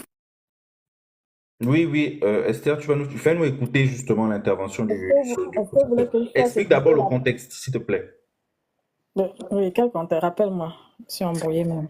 Alors, le contexte, c'est que avant qu'on ait le projet définitif de la Constitution, il y a un intellectuel gabonais qui s'appelle le docteur Assogo Obiang qui a donné une interview à Madame Adangema sur l'émission Regard vers le monde, un autre regard sur le monde, bref, une émission comme ça sur Gabon Télévision. Et il a eu un propos qui nous a permis d'observer quelque chose entre la constitution que le Gabon a eue juste après les indépendances et la constitution qu'on a eue en 1961, donc qui a été applicable jusqu'à 90, et le projet de constitution actuel. Je ne vous en dis pas plus. Esther, vas-y. De l'ancien système, il n'en demeure pas moins vrai que c'est la classe politique nationale gabonaise. Bien sûr. Il y a là des gens qui relevaient de l'opposition, d'autres qui relevaient de la majorité. Il y a beaucoup d'acteurs de la société civile. C'est un melting pot. Oui, on peut le dire ainsi. Donc, le fait que la représentation nationale, en 10 jours seulement d'examen d'un texte aussi long, d'ailleurs, c'est une constitution qui est très bavarde. Un texte aussi long, ils n'ont disposé que de 10 jours et qu'ils sont quand même parvenus à 801 amendements. Ouais, on peut se demander s'ils avaient eu, par exemple, 1 mois, 2 mois ou 3 mois, comme c'est le cas dans la plupart des constituantes, et s'ils avaient eu des coups des franges, nous pouvons déduire que ce n'est pas 801 amendements qu'ils auraient proposés. Ils auraient, à mon avis, proposé que l'on revoie entièrement ce document ou alors qu'on l'abandonne. D'accord. Alors, parmi les éléments rédhibitoires que vous mentionnez dans votre texte. Alors, je cite ce que vous dites. Je vous cite. Vous dites que cette constitution ne consacre pas un régime présidentiel rigide. Alors, finalement, c'est quel système? Et je précise que c'est dans ce texte que vous le dites. Alors, finalement, c'est quel système? Alors, je le dis sur la foi. Est-ce que vous écoutez comment la journaliste pose les questions? Vous avez écouté comment la journaliste pose les questions. Elle a lu d'abord l'invité. Elle a pris la peine d'aller chercher. Et elle pose la question sur la base de ce que lui-même il a dit. C'est pas les histoires qu'on nous gronde souvent là. Monsieur machin, monsieur... T'as dit que la constitution là est très bavarde. Moi, c'est ce que j'ai retenu. Est-ce que vous retenez aussi les mots qu'il utilise? C'est-à-dire que la constitution est très bavarde. Il y a un droit constitutionnel. Vous savez, madame, on ne s'improvise pas rédacteur d'une constitution. Bien sûr. Il y a beaucoup de confusion dans l'esprit de beaucoup de gens. Moi, je vais vous dire, madame, j'ai étudié les constitutions, mais si on m'avait sollicité pour faire partie du comité constitutionnel national, j'allais décliner parce que c'est un autre genre d'expertise. On ne s'improvise pas. On peut connaître, mais on peut être un constitutionnaliste, c'est-à-dire un professeur de droit constitutionnel, mais ne pas pouvoir rédiger les constitutions. Je vais vous donner un exemple, madame. Actuellement, il y a devant la Cour internationale de justice de la Haye l'affaire Mbagnick, le conflit qui nous oppose à notre pays frère, la Guinée équatoriale. Vous aurez remarqué que la partie gabonaise s'est attachée les services d'éminents avocats. Ils auraient pu dire que nous avons des juristes gabonais. Mais pourtant, ils se sont dit que la question est tellement délicate. Ça demande un tel niveau d'expertise qu'on ne peut pas y aller par simple favoritisme ou patriotisme, dire qu'il faut avoir des juristes gabonais. Voilà pourquoi vous avez d'éminents juristes. Il n'y a pas un seul avocat gabonais dans l'équipe gabonaise. C'est bien pour une raison évidente. La Constitution, elle est lourde de conséquences. Ça n'est pas quelque chose qu'on peut aller rédiger en un mois. En plus, on a trié les gens sur le volet sur la base de profils qui ne correspondent pas du tout au profil typique d'un rédacteur de la Constitution. C'est ce qui m'amène à lever ces équivoques. Évidemment, comme on dit, la plus belle femme du monde ne peut donner que ce qu'elle a. Ce texte est tributaire de l'identité et de la qualité des personnes qui l'ont rédigé. Donc, de bout en bout de ce document, je vous l'ai dit, ce document est très bavard. Ça traite de tout et de son contraire. Et quand je dis que ce n'est pas un système présidentiel, parce que c'est ce qui nous avait été annoncé au départ, notamment par les membres de la sous-commission régime politique et constitution, c'était un système proche du système américain, c'est-à-dire un système qui consacre la séparation des pouvoirs. Et nous nous rendons bien compte que ce qui en ressort ne consacre pas du tout la séparation des pouvoirs. Je vais vous dire quelque chose, madame, qui va peut-être vous choquer. Quand vous regardez cette constitution, elle est beaucoup plus proche de la constitution du 26 février 1961. C'est-à-dire la constitution qui avait été adoptée à la hussarde par le président Léon Bas. Parce que lorsque nous sortons de la période coloniale, que le Gabon accède à la souveraineté internationale en 1960, les parlementaires gabonais ont fait élaborer et entériner, adopter une constitution, donc de 1960. Et cette constitution consacrait un régime purement parlementaire. Je peux même dire que de toute l'histoire du Gabon, c'est la constitution la plus démocratique que nous ayons jamais eue. Sauf que le président Léon Bas avait décidé de ne pas l'appliquer parce que ça ne l'arrangeait pas. Lui, il voulait concentrer les pouvoirs au point même que les parlementaires ont décidé de soumettre une motion de censure, donc censurer le gouvernement Léon Bas, et en réponse, il a envoyé des militaires arrêter des policiers, notamment le président de l'Assemblée nationale, M. Paul Naringgoudjou. Et c'est à la suite qu'il a instauré ce système, qui n'est pas un système présidentiel, qui n'est pas un système présidentiel. Il a imposé une constitution, donc de 1961, qui consacre un système présidentialiste, présidentocratique. Et quand vous regardez la mouture qui sort du comité constitutionnel, il est le frère siamois de cette constitution. Ce qui veut dire que, plutôt que de progresser vers la connaître, mais on peut être un constitutionnaliste, c'est-à-dire un professeur de droit constitutionnel, mais ne pas pouvoir rédiger les constitutions. Je vais vous donner un exemple, madame. Actuellement, il y a devant la Je vais avancer un peu, justice de la Haye, parce que j'ai trop reculé. le système proche du système américain, c'est-à-dire un système qui consacre la séparation des pouvoirs. Et nous nous rendons bien compte que ce qui en ressort ne consacre pas du tout la séparation des pouvoirs. Je vais vous dire quelque chose, madame, qui va peut-être vous choquer.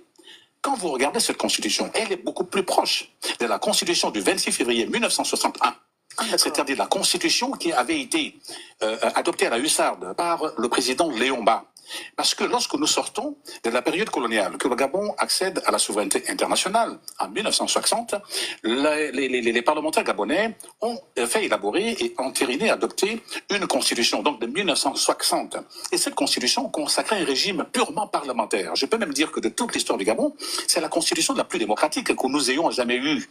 Sauf que le président Léon Bas avait décidé de ne pas l'appliquer parce que ça ne l'arrangeait pas. Lui, il voulait concentrer les pouvoirs au point même que les parlementaires ont décidé de soumettre une motion de censure, donc censurer le gouvernement Léon Bas, et en réponse, il a envoyé des militaires arrêter des policiers, notamment le président de l'Assemblée nationale, M. Paul Naringgoudjou.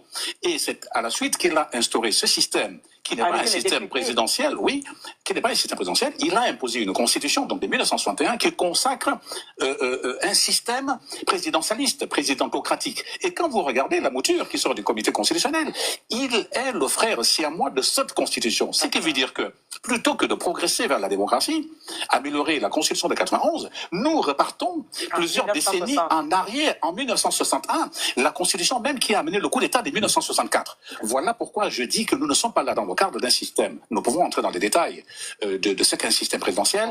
Et ce système présidentiel, ce sont les mêmes éléments. On y prévoit dans cette constitution de M. Léon Bas, on y prévoit un président de la République élu sur un mandat de 7 ans renouvelable avec un vice-président du gouvernement. C'est presque un plagiat de quelque chose qui ne consacre pas du tout la Et qui a fait démocratie. du mal au Gabon. Et qui a fait du mal au Gabon. Bon, alors, effectivement, Voilà, voici un peu la petite histoire de ce qui a été dit.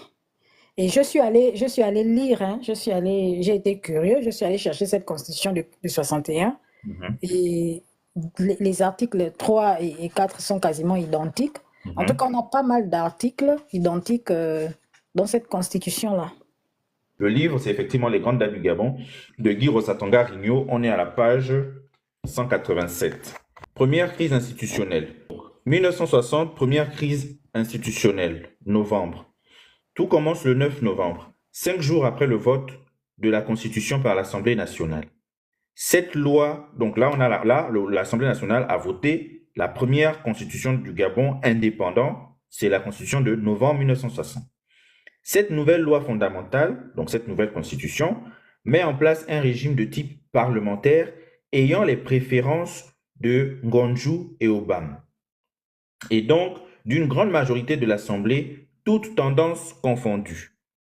Au grand désarroi de Léomba, ce dernier, qui est encore président de la République et chef du gouvernement, prendra une décision qui sera considérée par ses adversaires comme par ses amis comme un véritable casus belli, le remaniement unilatéral du gouvernement. Donc, il décide effectivement de remanier lui seul le gouvernement.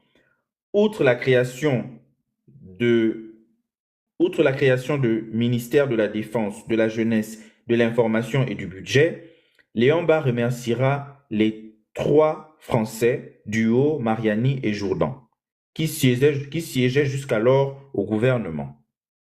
La frustration provoquée par l'unilatéralisme de Mba poussera un groupe de députés sous la houlette de Paul Ngonjou à envisager l'éventualité d'un vote d'une motion de censure. Dès lors, la machine s'emballera. Le 16 novembre, sous prétexte de mouvements divers dans le pays, oh Seigneur, j'ai l'impression qu'on revit exactement la même chose, enfin bref, Léomba s'accordera les pleins pouvoirs prévus à l'article 20 de la Constitution et proclamera l'état d'alerte. Dans la nuit du 16 au 17, il fera arrêter un certain nombre de personnalités politiques, dont le président de l'Assemblée nationale, Paul Ngonjou, le vice-président de l'Assemblée et le président du groupe BDG à l'Assemblée. Il leur sera reproché d'avoir participé, sous la direction de Paul Ngonjou, secrétaire général du parti, à une réunion du comité directeur du BDG, convoquée et tenue en l'absence et contre l'avis de Léomba. Ce dernier considérera cette réunion comme une conspiration de l'opposition visant à l'assassiner, même si les faits montreront que la crise de 1960 sera d'abord interne au BDG. BDG, ancêtre du PDG. Je crois que c'est ça, non, Esther? Bien, je me trompe. Oui, BDG, ancêtre du PDG. Bien. Le 18 novembre 1960, Léomba promulguera l'acte numéro 1 par lequel il décidera la clôture de la session parlementaire et s'accordera le droit de légiférer par décret-loi. 1961, dissolution de l'Assemblée. Le 7 janvier 1961, comme pour bien marquer sa volonté de tourner une page en se débarrassant de ceux qui avaient contribué à son ascension et qui étaient devenus des freins à ses ambitions, Léomba dissoudra l'Assemblée nationale et convoquera des élections générales sur liste unique pour le 12 février 1961.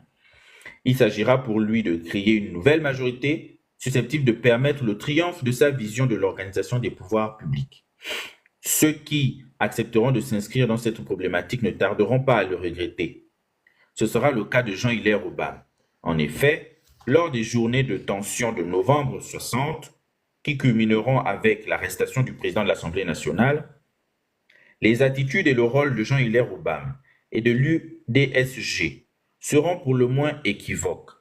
Certes, on pourrait toujours arguer du fait qu'il s'agissait d'un débat interne au BDG dont les dissensions et l'éclatement ne pouvaient que profiter à l'UDSG, mais la suite des événements montrera que, loin de tirer le meilleur profit de son indifférence, sinon de sa complaisance envers Léomba lors de la crise, Jean-Hilaire Obam sera vite instrumentalisé. Ainsi, après avoir dissous l'Assemblée, Mba demandera à celui qui était jusque-là son principal adversaire de devenir son allié circonstanciel et providentiel. C'est la liste unique de candidats aux élections et le gouvernement d'union nationale après la victoire garantie d'avance.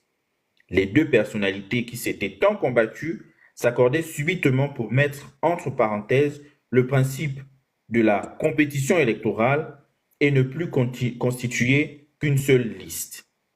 Ébahis, les Gabonais assisteront à une campagne surréaliste qui tiendra plus du plébiscite que de l'élection disputée et où les adversaires d'hier harangueront ensemble les foules, comme le racontera plus tard Vincent de Paul Nyonda. Donc vous voyez que les alliances contre nature, ce n'est pas une histoire d'aujourd'hui. Vous cherchez des miracles, en voici un. Léon Mba et Jean-Hilaire Obam vont se porter candidats sur la même liste. Le Deux résultat grands des élections... sorciers. Pardon? Deux grands sorciers. Le résultat des élections C'est pas la sera... sorcellerie qu'ils ont fait là, on appelle ça comment? Ah. Le résultat des élections sera sans surprise. La liste d'union l'emportera avec près, tenez-vous bien, de 100% des voix. Léon Mba sera élu président de la République. Le paysage politique récompensé accouchera d'une nouvelle assemblée qui élira Louis-Émile Bigman à sa présidence. Un gouvernement d'union nationale sera mis en place dans lequel Jean-Hilaire Obam occupera le poste de ministre des Affaires étrangères. Ce compromis historique à la gabonaise profitera surtout à Léon Mba, dont les thèses institutionnelles, régime présidentiel, finiront par triompher au moment de l'adoption de la nouvelle constitution le 17 février 1961.